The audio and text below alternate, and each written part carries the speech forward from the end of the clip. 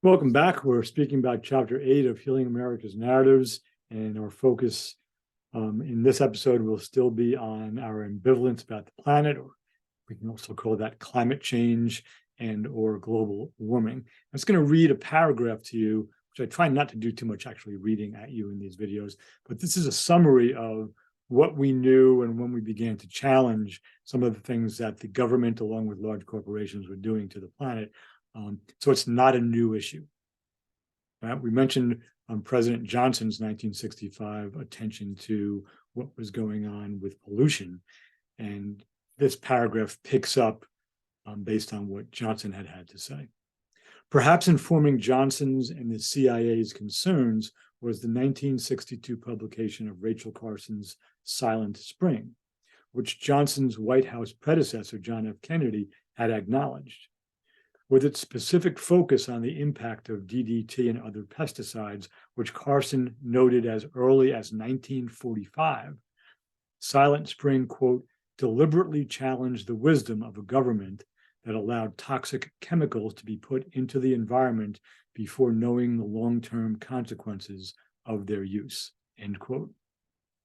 The book further asserted that, quote, the human body was permeable, and as such, vulnerable to toxic substances in the environment. The debates about human-made toxins and their impacts on land, water, air, flora, fauna, and humans continues today. Disease, death, and destruction fueled by greed. Right? And if we just take that language and we consider just very, very briefly, two issues that we didn't pay a lot of attention to in chapters 6 and 7, but that were there, was the use of Agent Orange in Vietnam, where those Americans and Vietnamese who were around when they dropped the defoliant had health issues, and Vietnam vets and Vietnamese folks still have health issues. And then the toxic burn pits used in the Middle East, in Afghanistan and in Iraq near American bases, which veterans of those wars are coming home with diseases as well, as are the inhabitants of Afghanistan and Iraq. And again, it's a government use of corporate-produced toxins without really knowing the long-term impacts of what that use would mean to the humans who come in contact with it.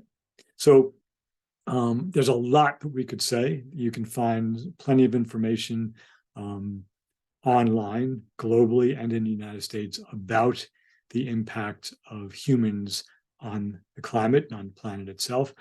But again, the United States being a leader in pollutants and a leader in large corporate interests in mining and producing fossil fuels as part of their bottom line, we've been really slow to get on board with trying to slow the impact of climate change. So thank you again for tuning in, and I'll see you the next time.